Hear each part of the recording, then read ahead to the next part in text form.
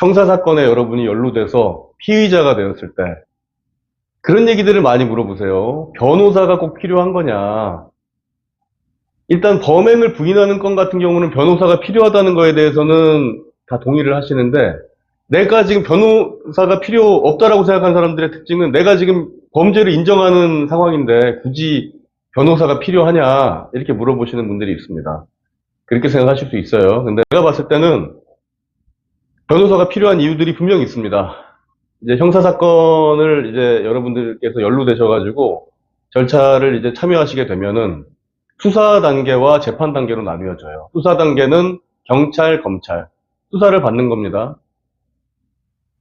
피의자로서. 그리고 재판 단계는 이제 공소 제기된 이후에 피고인으로서 재판관의 판단을 받는 단계예요. 그 단계마다 다 의미가 있어요. 일단 이제 수사 단계부터 말씀드리면 누군가 여러분들을 신고 내지 고소를 했기 때문에 여러분들이 피의자가 된 거 아니겠습니까? 근데 이제 피의자가 되게 되면 고소장을 낸 사람을 먼저 경찰이 조사를 합니다. 그리고 나서 피의자를 불러요. 여러분을 불러요. 피의자가 된 여러분을 부른단 말이에요. 근데 그냥 가시면 안 됩니다. 고소장을 보고 가셔야 돼요. 근데 고소장을 그냥 뭐 수사관한테 나 저기 피의자 됐는데 고소장 좀 보여주세요. 이런다고 보여주는 거 아닙니다. 조사 받으시기 전에 고소장에 대한 열람 등사를 청구를 하셔야 돼요. 경찰서 종합민원실에서. 그리고 나서 이제 그 열람 등사가 바로 되느냐, 그 당일날 바로 되지 않아요. 며칠 뒤에 이제 열람 등사가 허락이 되면 그 다음에 이제 이메일로 보내준다라든가 이런 식으로 해서 확인할 수가 있습니다. 고소장을 확인해야지 상대방이 나를 어떻게 고소했는지, 내 혐의를 상대방이 어떻게 보고 있는지에 대해서 알고 들어가야 되는 겁니다. 그냥 들어가시면 안 돼요. 근데 이제 여러분들께서 변호사를 선임하지 않으시면 그걸 이제 오롯이 다 하셔야 돼요. 그 절차를. 근데 변호사를 선임하게 되면 그런 부분들에 대한 열람 등사를 변호사가 대신 해준다. 이 점을 알고 계시면 됩니다. 그리고 이제 경찰의 조사를 받지 않습니까?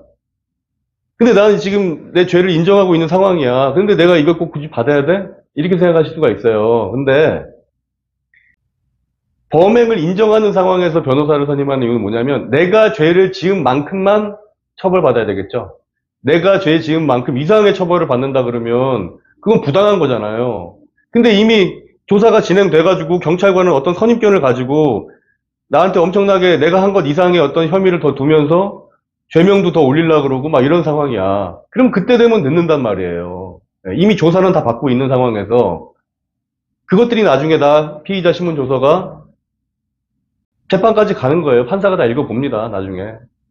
여러분들의 범행을 인정하는 증거로 사용이 된다는 의미예요. 결국엔 무슨 말이냐? 범행을 인정한다 하더라도 여러분들에게 공범이 있을 수도 있어요. 그럼 공범은 또 어떤 경향이 있어요? 책임을 전가하는 경향이 또 있단 말입니다.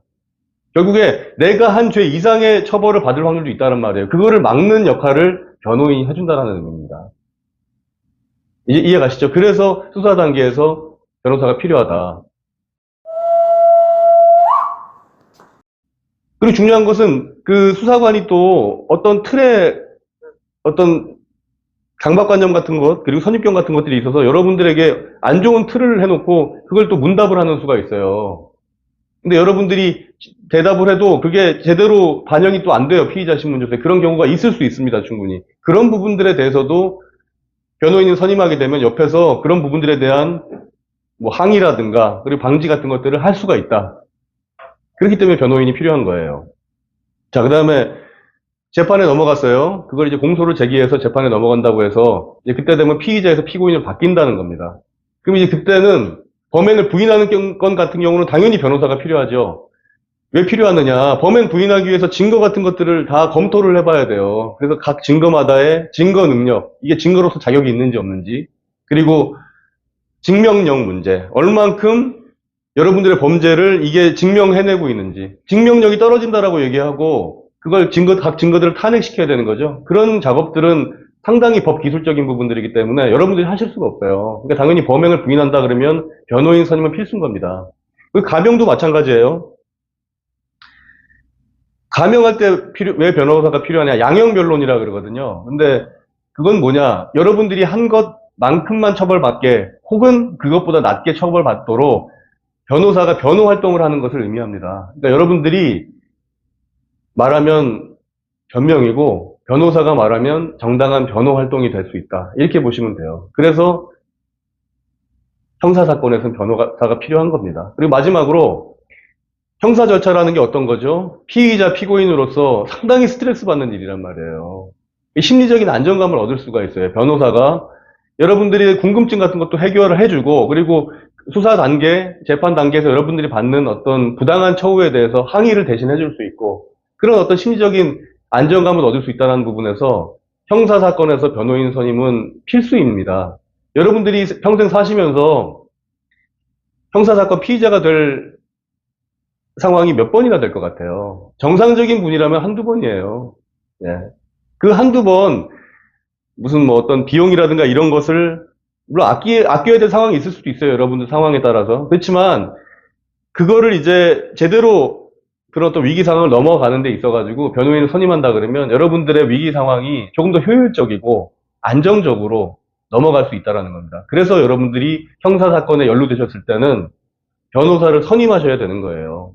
오늘은 변호사를 왜 선임해야 되느냐 형사사건에서 변호인이 왜 필요한지에 대해서 간단하게 알아봤습니다. 지금까지 박변 통찰이었습니다. 감사합니다.